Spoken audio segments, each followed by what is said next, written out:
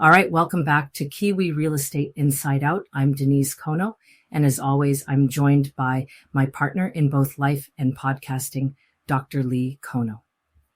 Today, we're diving into something that honestly I think gets glossed over way too often, ethics. Not just ticking the compliance boxes, but really raising the bar on what it means to act with integrity in New Zealand real estate. Yeah, and Denise, it's funny, well, maybe not funny, but interesting, how often people think if I follow the code, I'm good. But I mean, the code of conduct is just the starting line, right? It's like you can do the bare minimum and still not be doing the right thing by your client or your community. Exactly. And, when we moved here from the States, I had this moment. Actually, it was more like a series of moments where I realized the expectations around ethical behavior were just different, not better or worse, just different. In the US, there was this almost aggressive focus on disclosure, sometimes to the point where it felt like you were over explaining. But here I found that sometimes agents would stop at what was required and not always think about what was right for the client or for the profession as a whole. Yeah, and I remember you coming home and saying, Lee, I just had this conversation where I felt like I was the only one in the room asking, but is this the best thing for the client? It's not that people were doing anything wrong, but there was this sense of, well, if it's not in the code, maybe it's not my problem. Right. And that's where I think we need to push ourselves. It's not just about avoiding trouble with the REA or ticking off compliance training. It's about asking what would I want if I were the client? Sometimes that means going further. Like if you know something that could impact a buyer's decision, even if you're not technically required to disclose it, shouldn't you? And that's the heart of it, isn't it? It's about trust.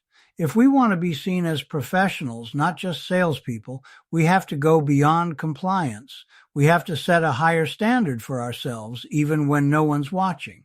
So let's get into the real stuff, the dilemmas that actually keep agents up at night. I mean, dual agency, for one, you're representing both sides, and suddenly every decision feels like a tightrope walk. How do you make sure you're not favoring one party over the other? Oh, dual agency is a classic. And then there's disclosure. Like, what if you know something about a property that isn't technically required to be disclosed, but you know it could matter to the buyer? Or say you have a personal connection to a vendor and you're worried about a conflict of interest. These aren't always black and white situations. No, they're not.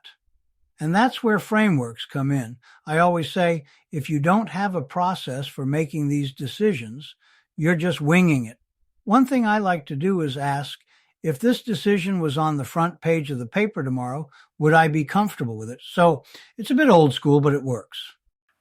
That's a good one. And, we had a situation not too long ago. I'm not going to name names, obviously, where an agent almost lost a client because they weren't upfront about a minor issue with the property. It wasn't a legal requirement to disclose. But, when the buyer found out later, it nearly blew up the whole deal. That lack of transparency almost cost them not just the sale, but their reputation. Yeah. And it's those moments that really test your principles. It's easy to do the right thing when it's obvious, but when it's murky, that's when your values show. And honestly, sometimes you have to make a call that might not be popular with your client in the short term, but it's the right thing with disclosure, written agreement for everyone in the long run. And that's where, as we talked about in our episode on complaints, being proactive and transparent can actually turn a potential problem into an opportunity to build trust. It's not about being perfect. It's about being honest and willing to have those tough conversations. So how do we actually build a culture where this kind of thinking is the norm, not the exception? I think it starts with continuous education, not just the mandatory stuff, but real ongoing self-reflection. Agencies need to create spaces where agents can talk about these gray areas, not just sweep them under the rug. Yeah, and it's not just about ticking off CPD hours, right? It's about making ethics part of the everyday conversation. I mean, when agents feel comfortable bringing up tricky situations, that's when you know you've got a healthy culture. It benefits clients, sure, but it also lifts the whole profession and honestly, the community at large. Absolutely. I remember running a workshop a long while back, agents from all over, and we spent half the day just debating these gray areas. There was no single right answer, but the value was in the discussion. People left saying, I never thought about it that way before. That's the kind of ongoing dialogue we need if we're going to keep raising the bar. And, you know, it's a journey. We're never done.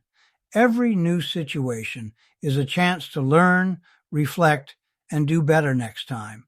So if you're listening and thinking, well, I'm not sure where I stand on some of these issues, that's okay. The important thing is to keep asking questions and keep the conversation going. Couldn't have said it better myself, Lee. All right, that's it for this episode of Kiwi Real Estate Inside Out. Thanks for joining us as we try to raise the bar, one short conversation at a time. We'll be back soon with more stories and insights from the world of Kiwi property. Lee, always a pleasure. Always, Denise. Thanks everyone for listening, and we'll catch you next time. Kakite.